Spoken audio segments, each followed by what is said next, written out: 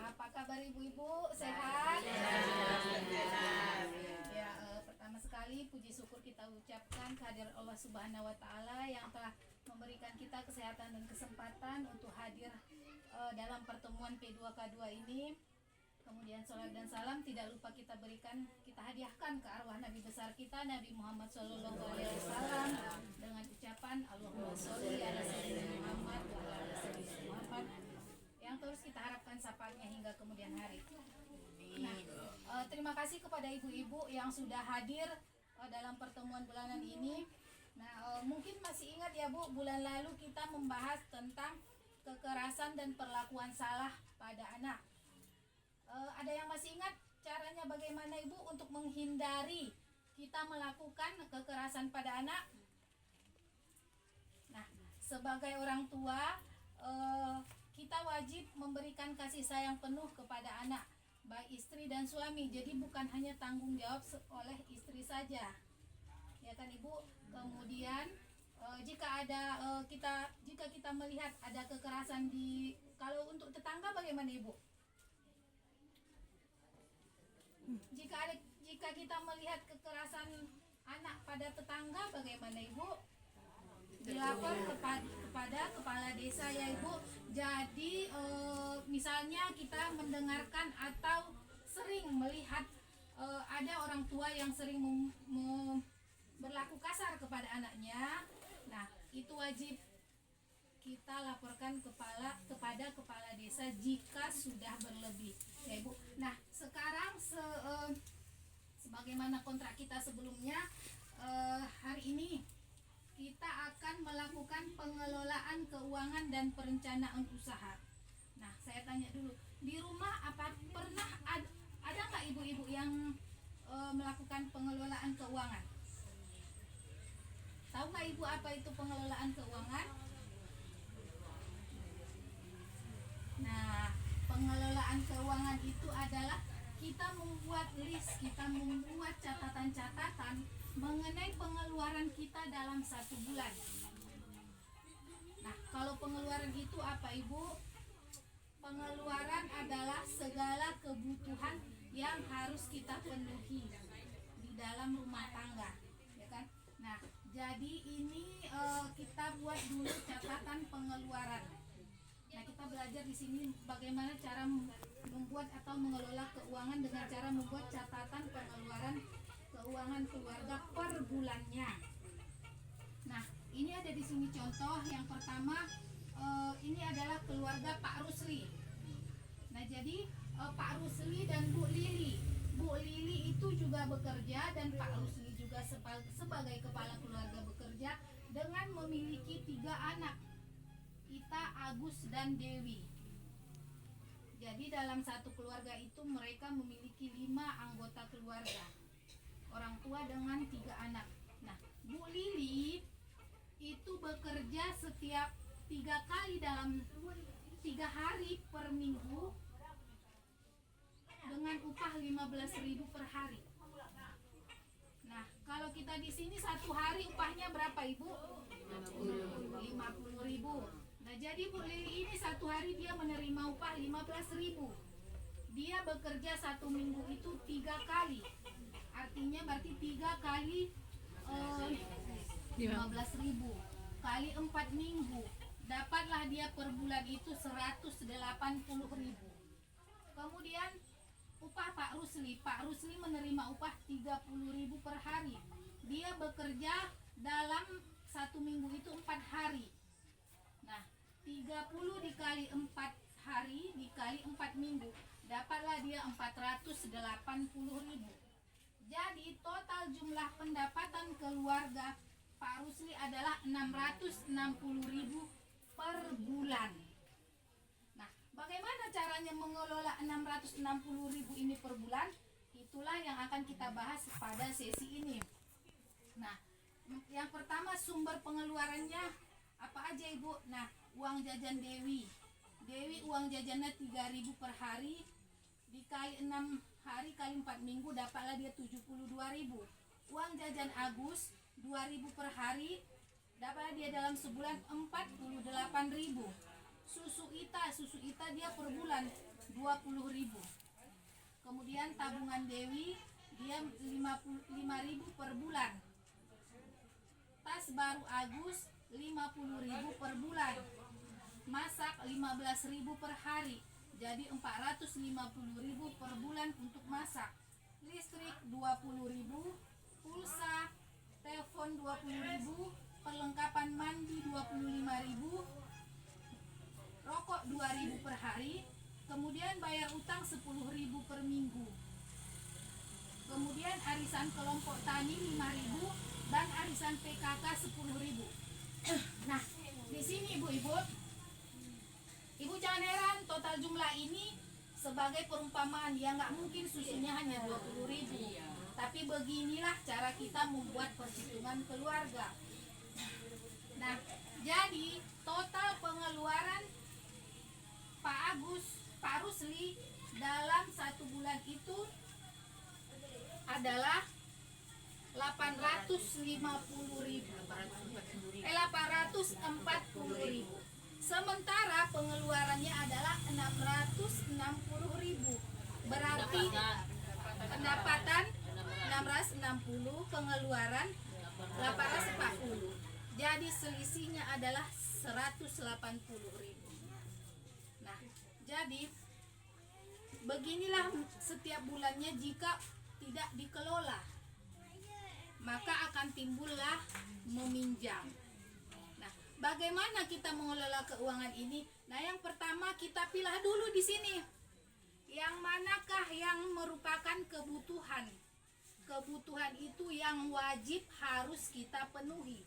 Jika tidak terpenuhi, akan terjadi akan tidak sesuai dalam kehidupan sehari-hari. Kemudian ada namanya keinginan. Keinginan adalah jika tidak dipenuhi, tidak akan terjadi apapun dalam keluarga.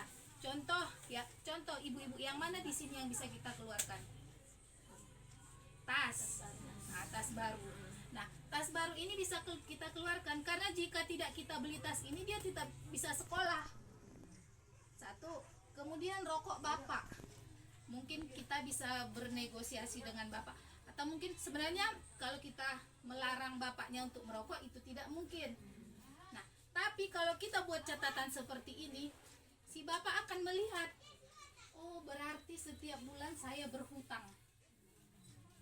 Sebagai kepala keluarga dia akan berpikir yang harusnya 1 bungkus 1 hari bisa berkurang menjadi setengah bungkus 1 hari. Tapi kalau kita bernegosiasi, mungkin itu akan terjadi pertengkaran, ya kan ibu? Tapi kalau begini kan kita bisa melihat. Nah, inilah dia cara kita mengelola keuangan keluarga. Nah, ini nanti bisa ibu buat seperti ini, bisa diisi-isi seperti ini.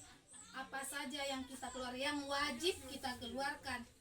Nah, selebihnya jika ada kelebihan dari pendapatan kita, itu bisa kita buat untuk menabung. Tapi sebelum itu kita harus tetap menabung, kita harus tetap membuat anggaran untuk menabung. Karena nanti di sewaktu-waktu akan ada banyak pengeluaran. Misalnya anak sekolah, hari raya, pasti pengeluaran akan melonjak.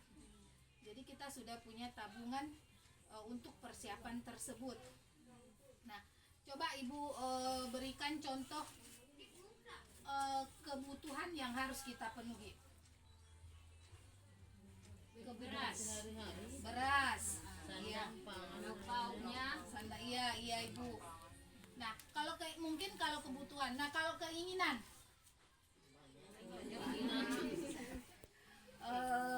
margonjong sere kebutuhan ini. Nah, mungkin daster baru. Jangan dulu, itu adalah keinginan ibu-ibu. Gamis baru itu keinginan. Solok baru itu adalah keinginan. Jadi itu yang harus kita pilah, yang mana kebutuhan, yang mana sebagai keinginan. Kemudian kita buat seperti ini agar kita tahu rata-rata pengeluaran per bulan berapa. Karena kalau tidak begini, kita tidak tahu. bahwa setiap bulan kita mempunyai utang dalam keluarga. Kalau setahun berapa utangnya? Nah, jadi yang ini kita praktekkan di rumah.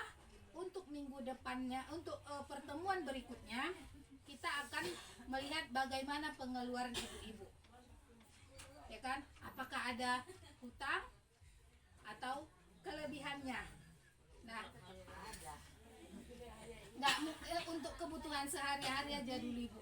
Nah, jadi kalau misalnya kita sebagai di sini ada yang bekerja yang mendapatkan upah per bulan. Nah, tidak. Nah, jadi mungkin saya jelaskan sedikit. Kalau kita mendapatkan upah per bulan, nah saat kita menerima upah, bisa kita buat di dalam amplop-amplop untuk listrik, untuk jajan anak. Jadi kalau itu kurang, misalnya untuk listrik kurang, bukan ditarik dari jajan anak atau beli berasnya, bukan. Itu kita harus mikir lagi bagaimana cara untuk memenuhi yang itu. Untuk memenuhi listrik misalnya. Nah, kalau kita yang seperti ini, kita mendapat upah harian, nah kita buat catatan kas harian. Jadi satu hari ini apa aja yang kita keluarkan. Kas harian namanya. Ya ibu-ibu, nah nanti kita akan buat yang seperti itu. Kemudian ada yang ingin ditanyakan ibu? Gak ada lagi, udah capek ibu-ibu. Ada yang bisa bernyanyi? Biar ada yang menghibur. Ada ibu? Nah, sekarang kita buat yel-yel ya ibu, biar semangat. Nah, kalau saya bilang nanti uang tidak cukup, ya diatur dong, gitu ya jawabannya. Ya diatur biar cukup ya bu, biar kita tidak tadi meminjam, tidak terdapat kekurangan dan melakukan meminjam. Ya, nanti sesi berikutnya kita sesi meminjam dan menabung, bagaimana meminjam dan menabung. Nah, uang tidak cukup, ya diatur dong. Oke, tepuk tangan dulu ya. Nah, udah paham ibu semuanya? Sudah. Gak ada lagi yang kita bahas? Nah, jadi ini ya ibu, semoga kita dengan belajar ini kita terapkan di rumah. Untuk pertemuan selanjutnya saya harap ibu-ibu membawa catatan harian keluarga seperti yang setelah kita buat seperti ini. Nanti akan kita lihat lagi bagaimana apakah dalam keluarga ibu memilih terdapat minus atau plusnya dalam pengeluaran dan kalau minus ya harus kita buat. Kita kan kerja serabutan, jadi nggak ada gaji yang tetap, jadi kita nggak bisa membuat buku harian. Membuat buku harian kita bisa, tapi kita kan hari biasa nggak ada. Duitnya nggak ada karena kita kerja serabutan. Apa yang kita tulis di situ?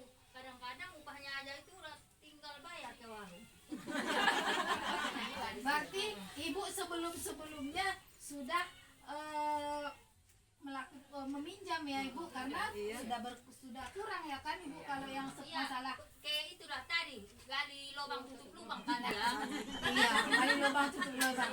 Jadi begini ibu, makanya kita buat pengeluaran yang ini dulu harus kita ketahui. Ini dulu harus kita ketahui berapa pengeluaran kita agar kita dapat apa namanya, dapat mengkelolanya dengan penghasilan kita. Nah, misalnya si Ita, Bu, saya mau beli sepatu baru. Nah, kita tahu ini, kita bisa, pasti dalam 1 minggu ini saya bekerja 2 hari.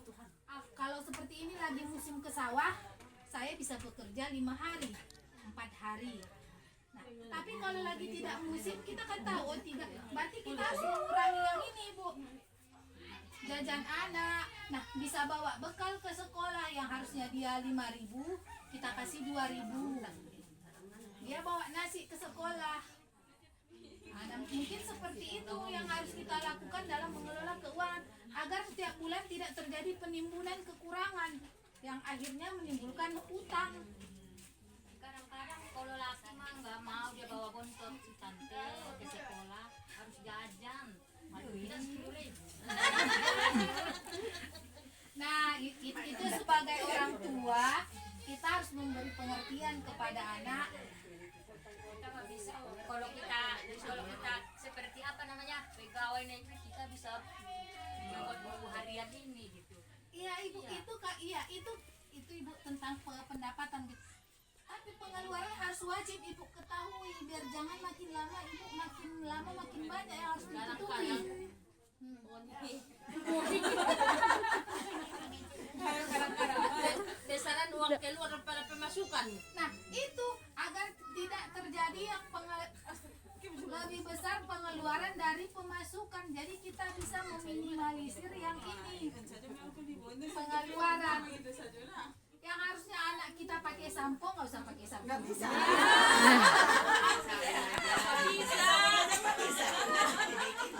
Karena masuk kebutuhan dia. Iya ibu. Ya kalau dia sampo pentin buat aja dulu sampo yang murah. Lagi pakai sampo, Nah, kalau tetap kurang, ibu-ibu kalau tetap kurang apa yang harus kita lakukan?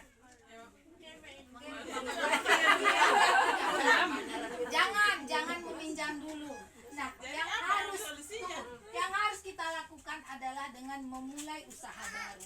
Apa potensi yang bisa nanti kita belajar untuk selanjutnya memulai usaha baru. Apa potensi yang ibu miliki? Misalnya ibu dulu pernah penjahit. Nah, ibu bisa buka jahitan. Si bapak yang dia ke kebun, karena ini kurang tadi, dia bisa ikut untuk bangunan. Dia bisa bekerja nambah-nambah untuk bangunan. Nah, ibu suka masak, buat keripik.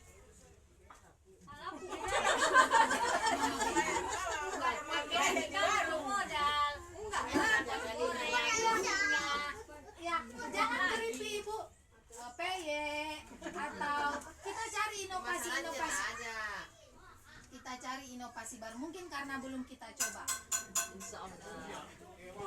Ya, kita cari inovasi baru Bu, yang misalnya pengemasannya. Nah, nanti sesi selanjutnya kita akan belajar memulai usaha agar tidak terjadi yang seperti ini, lebih besar pengeluaran daripada pemasukan. Nah, mungkin itu saja pertemuan kita hari ini. Selanjutnya untuk minggu depan kita akan bulan depan kita akan bertemu kembali dengan sesi kedua, yaitu cermat meminjam dan menabung. Ya Ibu, jadi jika terjadi lebih besar pengeluaran daripada pemasukan, agar kita bisa menghindari dalam meminjam.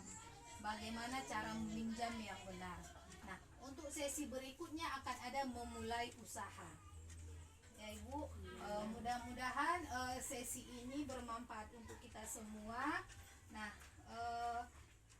kesimpulan yang bisa saya berikan, kita harus mampu memilah yang mana sebagai kebutuhan dan yang mana yang merupakan keinginan. Jadi untuk kebutuhan harus terpenuhi dan keinginan harus kita tahan. Nah, jadi kalau uang tidak cukup gimana Ibu? Ya diatur dong. Oke, jadi hari ini itu saja. Saya ucapkan terima kasih kepada ibu-ibu semua. Assalamualaikum warahmatullahi wabarakatuh. Waalaikumsalam warahmatullahi wabarakatuh.